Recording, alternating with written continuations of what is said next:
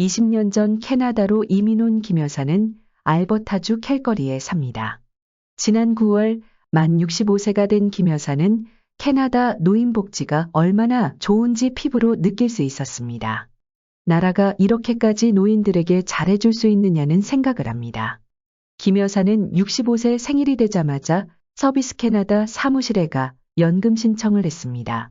알버타주 차원에서 노인들의 건강을 지원해주는 블루클로스 회원으로도 등록했습니다. 그리고 그동안 기다렸던 치과에 갔습니다. 블루크로스는 65세 이상 알버타 거주 노인들에게 5년간 5,000불의 치과 비용을 지원해줍니다. 일주일 2번 스케일링을 했습니다. 그렇게 꼼꼼하게 해줄 수가 없었습니다. 그리고 그 다음 주는 10년 전에 떼었던 이빨을 새로 했습니다. 치과로서도 정부 지원을 받는 노인들은 최고의 고객이고 식사 대접을 할 수밖에 없습니다. 김 여사는 치과 비용으로 한 푼도 내지 않았습니다. 치과 보험이 없는 젊은 사람들은 스케일링만 하는데 200불은 지불해야 합니다. 남편도 몇 년 전 아랫부분 틀니를 새로 했는데 150불밖에 내지 않았습니다. 윗틀니는 지난해 한국에 가서 다시 했습니다. 그런데 보험이 적용되지 않아 150만 원을 지불했습니다. 알버타주는 노인들이 안경을 새로 맞추면 230불을 지원해 줍니다. 또 청력 손실이 있으면 매 5년마다 2개의 보청기에 대한 자금 지원을 받을 수 있습니다. 앰뷸런스를 불러도 차지를 하지 않습니다. 김 여사는 또 시청으로 가서 캘거리 트랜짓 패스를 구입했습니다. 30불을 주었는데 1년 내내 경전철과 버스를 마음대로 탈 수 있습니다. 그전에는 한 달 패스를 56불에 사야 했습니다. 5년 전 큰 딸이 사는 캘거리로 이사온 김 여사 부부는 사실 캐나다 경제에 기여한 바가 별로 없습니다. 자영업이 힘들었고 애들 학비도 도와주어야 해서 이제 집도 절도 없이 캐나다 정부가 주는 기초연금으로 생활하는 케이스입니다. 그런데 김 여사 부부는 5년 전 남편이 65세가 된 이후 연방정부 연금과 주정부 지원금 등을 포함해서 한 달 3,000불 가까이 받았습니다. 캐나다는 나라가 최고 효자라는 말을 절감했습니다. 김 여사도 다시 정식으로 노령연금을 신청했으니까 조금 더 나을 것으로 기대합니다. 재산도 예금도 없지만 정부가 매달 꼬박꼬박 돈을 보내주고 빚이 없어 마음이 편안합니다. 또 하나의 큰 혜택은 헤리티지 펀드로 운영되는 저소득 노인 지원 다운타운 콘도에 어렵지 않게 입주할 수 있게 된 것입니다. 월 렌트비는 수입의 30%와 세탁비, 입주자 보험 등을 합쳐 970불 정도 냅니다. 콘도에 수리하는 분이 상주에 있어 자주 점검해주고 고장이 나면 바로 고쳐줍니다. 렌트비에 난방비가 포함되어 있어 따뜻하게 삽니다. 여기 오기 전에 반지하방을 월 975불로 렌트하고 살았습니다. 그런데 겨울이면 난방비가 200불 이상 나와 뜨거운 목욕도 제대로 할 수 없었습니다. 콘도도 그렇게 좁지도 않아 둘이 살만합니다. 한국으로 치면 17평 정도 아파트가 아닐까 싶습니다. 입주할 때 냉장고도 새 것으로 교체해주고 바닥도 인조마루로 바꾸어 주었습니다. 페인트도 새로 칠해 깨끗했습니다. 인터넷 비용도 시니어 혜택이 있어 한 달 10불입니다. 금요일 저녁이면 콥스브레드에서 빵을 가져와 자원봉사자들과 함께 나누어 줍니다. 한 번씩 밴드가 와서 음악 공연도 해주고요.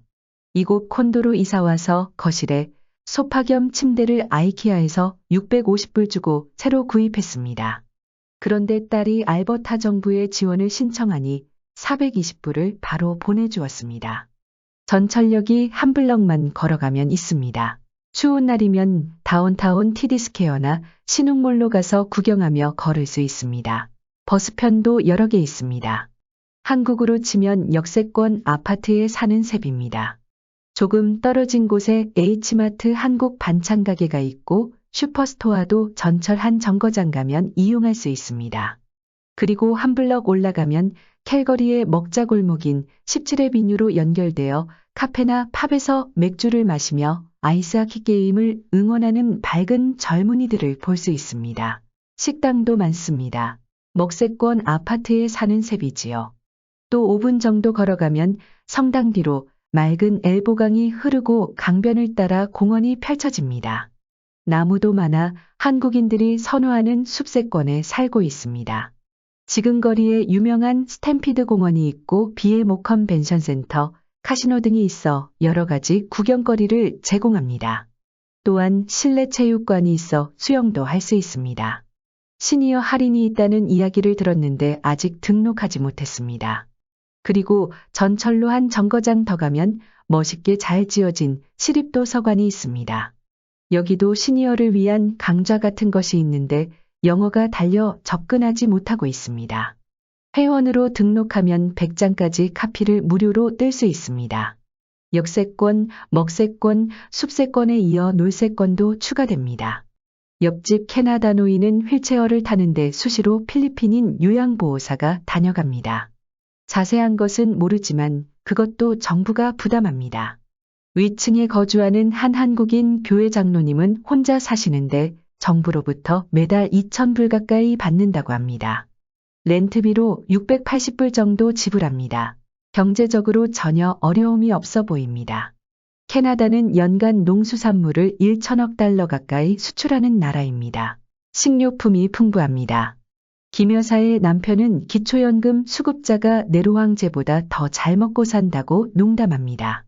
지난달 혈압을 떨어뜨린다는 알버타 남부 야생꿀 7kg 한 통을 75불에 샀습니다. 김 여사의 집은 젖과 꿀이 흐르는 집이 되었습니다. 정부와 카지노 업체들로부터 재정적 지원을 받는 캘거리 한인노인회는 매달 식당에서 식사 모임을 갖고 그달의 생일을 맞는 회원들을 축하해 줍니다. 캘거리 한인회는 노인들을 위해 회관의 탁구대를 몇 대 더 늘렸다고 합니다. 노인대학이 다시 개강하면 라인댄스, 영어, 컴퓨터 교실 등이 열립니다. 김 여사 부부는 젊은 분들한테 미안한 마음을 갖습니다.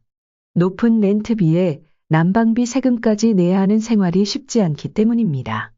어떻든 캐나다에서 65세가 되니 너무나 편안합니다. 인도 출신 이민자들 가운데 65세가 되면 축하 파티를 한다는 이유를 알 것 같습니다.